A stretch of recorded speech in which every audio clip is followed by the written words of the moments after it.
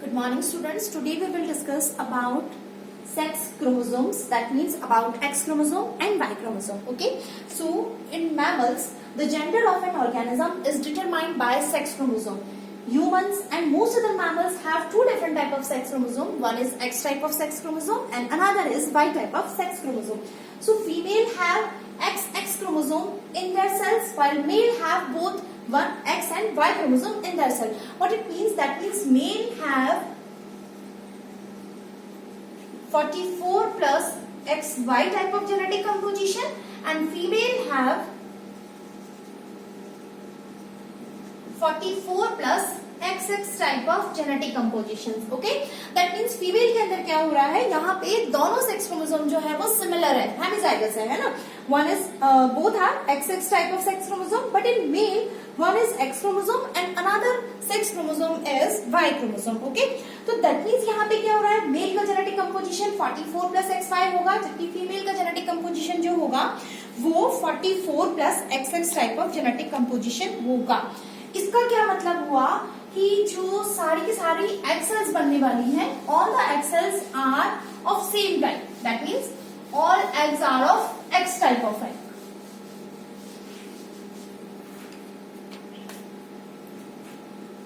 It means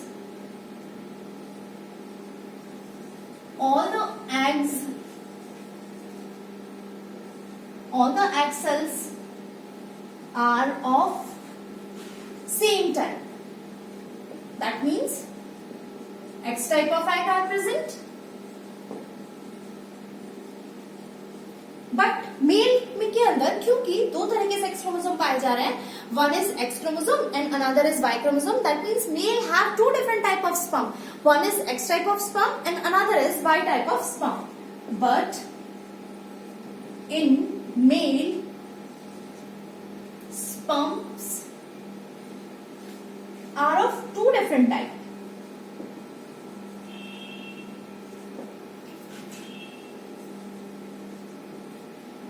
One is X type of sperm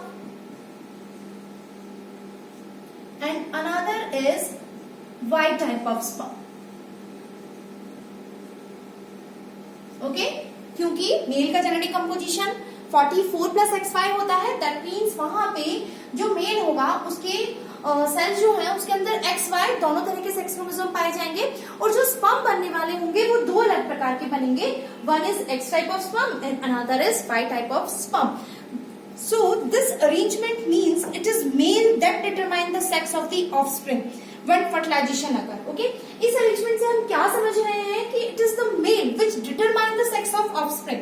तो यहाँ पे in mammals और other in human beings, तो यहाँ पे exactly हो क्या रहा है कि मेल जो है वो सेक्स का डिटर्मिनेशन करता है, बिकॉज यहाँ पे दो अलग अलग प्रकार के स्पर्म्स जो बन रहे हैं. So this arrangement means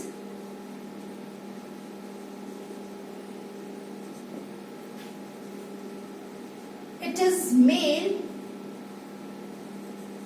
which determine the sex of offspring.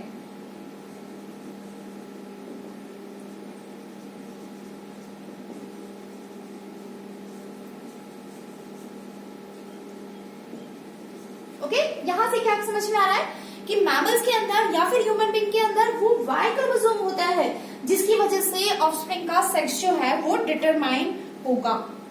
अब एक चीज और देखिए,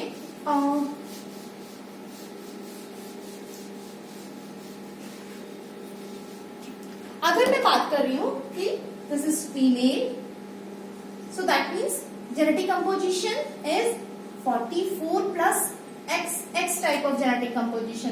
अगर मैं इसको शो करूं तो किस तरह का बनेगा, X chromosome is actually a metacentric chromosome.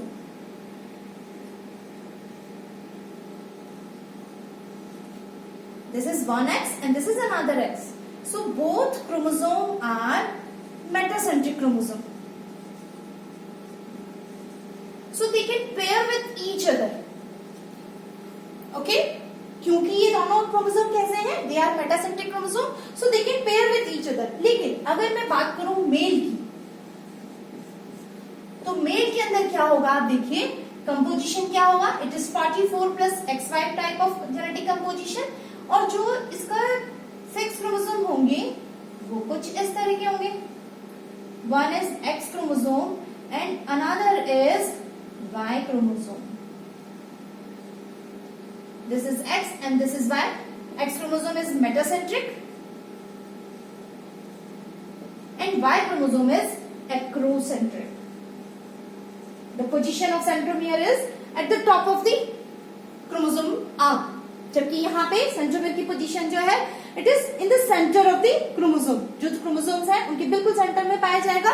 That's why X chromosome is metacentric and Y chromosome is acrocentric. Okay, तो अब यहाँ पे देखिए सबसे इंपॉर्टेंट चीज जो आ रही है कि क्योंकि ये दोनों एक्स क्रोमोसोम फीमेल के अंदर मेटासेंट्रिक है तो दे can pair with each other. वो आपस में पेयरिंग कर सकते हैं. लेकिन यहाँ पे जो मेल है उसके अंदर एक्स क्रोमोसोम जो है वो मेटासेंट्रिक है एंड वाई क्रोमोसोम जो है वो एक्रोसेंट्रिक है. तो ये जो है वो आपस में पेयरिंग कैसे करते हैं. And one more thing, what's really interesting is we have one large discrepancy in the size of these two chromosome. X chromosome जो है it is very large as compare to Y chromosome. पहला. दूसरी चीज ये है कि ये pairing कैसे होती है, क्यों आपस में पेयर करते हैं एक्स क्रोमोसोम जो कि मेटासेंट्रिक है और वाई क्रोमोसोम जो कि एक्रोसेंट्रिक है. सो एग्जैक्टली होता क्या है यहाँ पे कि जो एक्स और वाई क्रोमोसोम है they have a specific region which is known as PAR region, or we can say pseudo autosomal region.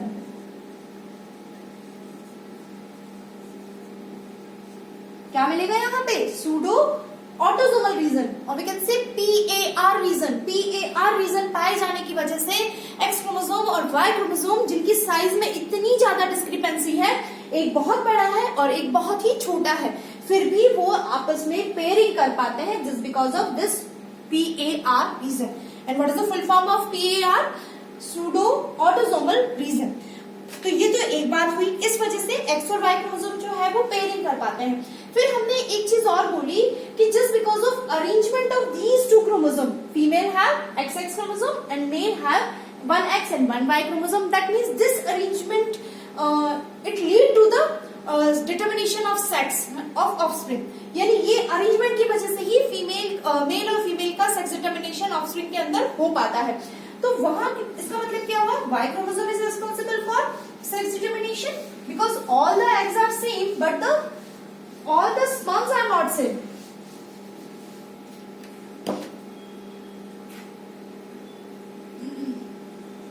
It means Y chromosome is responsible for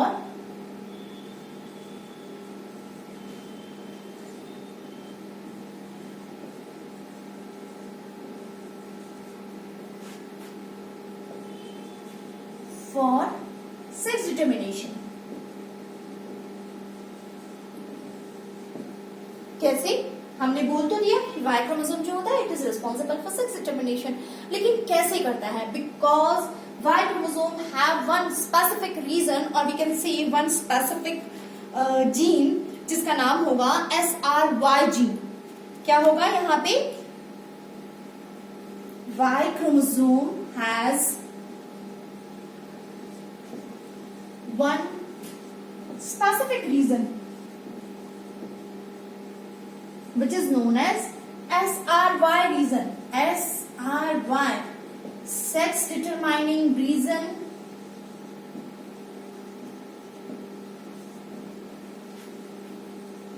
on Y chromosome.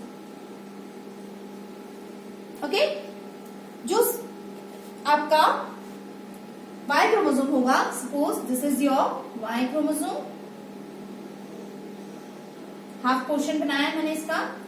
तो it has one specific region which is known as SRY region. That means what is the full form of SRY? Sex determining region of Y chromosome. तो ये जो sex determining region होता है actually it is a transcription factor. ये क्या होगा?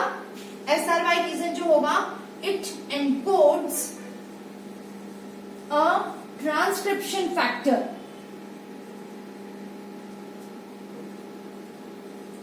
Transcription factor को short में हम लोग TF भी लिखेंगे. ठीक है। तो ये जो Y क्रोमोसोम है, this is your Y chromosome.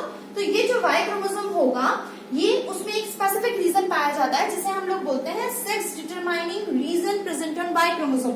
और इसकी ये जो sex determining region of Y chromosome है, it encodes a specific factor which is known as TDF. And what is the full form of TDF? Testes determining factor. Okay, क्या show करेगा ये? TDF, that means testis determining factor जो है वो encode करता है और उसकी वजह से मेल जो है उसका निर्माण होता है। दैट मीन्स जो ऑफस्प्रिंग है उसका सेक्स डिटरमाइन हो जाता है कि वो अगर उसके अंदर Y क्रोमोसोम है दैट मीन्स SRY रीजन होगा, SRY रीजन है दैट मीन्स ये एक ट्रांसक्रिप्शन फैक्टर एनकोड करेगा जिसका नाम होगा TDF, टेस्टिस डिटरमाइनिंग फैक्टर। तो ये टेस्टिस डिटरमाइनिंग फैक्टर अगर ट्रांसक्राइब्ड हो जाता है तो इसका मतलब वो ऑफस्प्रिंग क्या बनेगी? ऑफ कोर्स वो मेल बनने वाला होगा। सो हम ये कह सकते हैं कि complete Y chromosome is not necessary, पूरा का पूरा Y क्रोमोसोम है वो जरूरी नहीं है, हमें सिर्फ क्या चाहिए? This SRY region. अगर SRY रीजन प्रेजेंट है that means testis determining factor आ जाएगा। टेस्टिस डिटरमाइनिंग फैक्टर आ जाता है, इसका मतलब वो ऑफस्प्रिंग जो है वो Y क्रोमोसोम बन जाएगी। इसको हम इस तरह से समझा सकते हैं, देखिए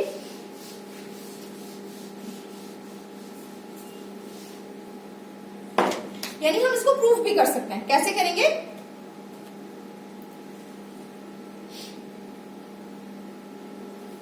इफ SRY रीजन सिचुएशन देखिएगा, हम कैसे प्रूव कर रहे हैं कि only SRY region is important in Y chromosome, complete Y chromosome is not important for sex determination, only this area और this region is responsible for sex determination. So if SRY region deleted from Y chromosome, then what happens?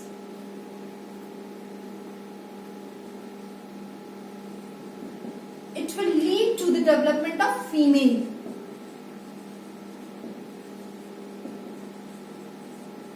Okay? अगर Y chromosome पूरा present है लेकिन उसमें से SRY region जो है वो एब्सेंट है तो क्या होगा? वो क्या बनने वाला होगा? वो फीमेल बनेगी। लेकिन अगर मैं ये कहूं कि this is 44 plus XY male, ठीक है, और यहां पे क्या हुआ?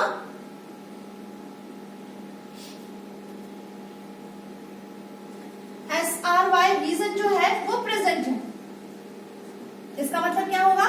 वो मेल बनने वाला। क्लियर? तो इससे क्या पता चल रहा है कि only SRY region present on the Y chromosome it is responsible for the development of male characteristic. ठीक है, यानी यह वो रीजन है जो कि उस ऑफस्प्रिंग का सेक्स डिटरमाइन करेगा और बताएगा कि ये जो ऑफस्प्रिंग है वो क्या बनने वाला है? वो मेल बनने वाला है। एक और थोड़ा सा बता देती हूँ मैं, बहुत एक्स्ट्रा बात हो जाएगी लेकिन फिर भी छोटा सा चीज देख लेते हैं हम लोग कि किस तरह से जीन्स का कंट्रोल होता है इस TDF के द्वारा। तो एक चार्ट देखिए यहाँ पे, जो टेस्टिस डिटरमाइनिंग फैक्टर है किससे आया था? SRY रीजन से था, आया था। ये SRY रीजन से ये टेस्टिस डिटरमाइनिंग फैक्टर बनता है। ये टेस्टिस डिटरमाइनिंग फैक्टर जो है वो अनदर जीन जिसका नाम है SF1 उसको स्टिमुलेट करता है और ये SF1 जीन जो है वो स्टिमुलेट करता है SOX9 जीन को। SOX9 जीन जब हो जाता है तो वो स्टिमुलेट करेगा टेस्टिस के निर्माण को। दैट मीन्स ऑफस्प्रिंग जो है वो मेल बनेगा। दैट मीन्स अगर Y क्रोमोसोम है तो SRY रीजन होगा, SRY रीजन है तो वो टेस्टिस डिटरमाइनिंग फैक्टर को ट्रांसक्राइब करेगा, ट्रांसलेट होगा एंड देन ये वाला जीन जो है वो दूसरे जीन जिसे हम बोलेंगे SF1 जीन को स्टिमुलेट करेगा। ये जीन स्टिमुलेट करेगा SOX9 को। SOX9 जो है वो टेस्टिस डेवलपमेंट को स्टिमुलेट करेगा। दैट मीन्स इस प्रोसेस से मेल का निर्माण हो जाएगा। लेकिन अब हुआ क्या यहाँ पे कि अगर फीमेल बनने वाला है दैट मीन्स SRY रीजन जो है वो एब्सेंट है, या यूं कहूं कि Y क्रोमोसोम एब्सेंट है, तो उस सिचुएशन में क्या होता है? यहाँ पे आप देखिए SF1 जो है उसको रोकेगा एक जीन और है जिसका नाम है डेक्स जीन। जो डेक्स जीन होगा, DEX1 जिसे बोलेंगे, वो क्या करेगा? इसको इनिबिट करेगा। SF1 अगर इनिबिट हो जाता है तो उसकी वजह से दूसरा जीन जो है वो स्टिमुलेट होगा, जिसका नाम है WNT4A। WNT4A से ओवरी का निर्माण होता है। थोड़ा सा कॉम्प्लिकेटेड है। हुआ क्या, ऐसा देखिए ये कॉम्प्लिकेटेड है। हम कौन से जीन ट्रांसक्रिप्शन की बात कर रहे हैं यहाँ पे, कि जब उस ऑफस्प्रिंग का सेक्स डिसाइड हो रहा होता है कि वो मेल बनने वाला है या वो फीमेल बनने वाली है, तो उस समय किस तरह से जीन्स जो है उसके सेक्स को कंट्रोल करते हैं। Of course Y and X chromosome are very important because genes are present on either X chromosome और वाई क्रोमोसोम। तो यहाँ पे हो क्या रहा है, अगर वाई क्रोमोसोम प्रेजेंट है तो उस कंडीशन में SRY रीजन होगा, वो TDF को ट्रांसक्राइब करेगा, वो SF1 को ट्रांसक्राइब करेगा। SF1 जो है वो किसको इनिबिट कर देगा, इस दूसरे WNT4A जीन को इनिबिट कर देगा। अब जब ये जीन इनिबिट हो जाता है तो दैट मीन्स फीमेल बनने वाला पाथवे जो है वो इनिबिट हो गया, तो फीमेल तो वो बनेगी नहीं। तो SF1 फिर किसको स्टिमुलेट करेगा, SOX9 को। SOX9 जब स्टिमुलेट होगा तो टेस्टिस का निर्माण होना शुरू हो जाएगा। लेकिन दूसरी कंडीशन, अगर Y क्रोमोसोम नहीं होके X क्रोमोसोम है, तो X क्रोमोसोम है तो उस कंडीशन में क्या होगा, ये DEX1 जो है वो इसको इनिबिट कर रहा है, DEX1 से स्टिमुलेट हो रहा है WNT4A। यहां से आप ऐसे भी बता सकते हो, WNT4A स्टिमुलेट हुआ और उससे फिर ओवरी का निर्माण होना शुरू हो जाएगा। तो ये सारा का सारा आपका फर्स्ट यूनिट जो है जेनेटिक्स वाले पेपर का, मॉलिक्यूलर बायोलॉजी वाले पेपर का, वो खत्म होता है। इसमें आज हम लोगों ने बात कर ली है sex chromosome, that means about X and Y chromosome. So thank you so much.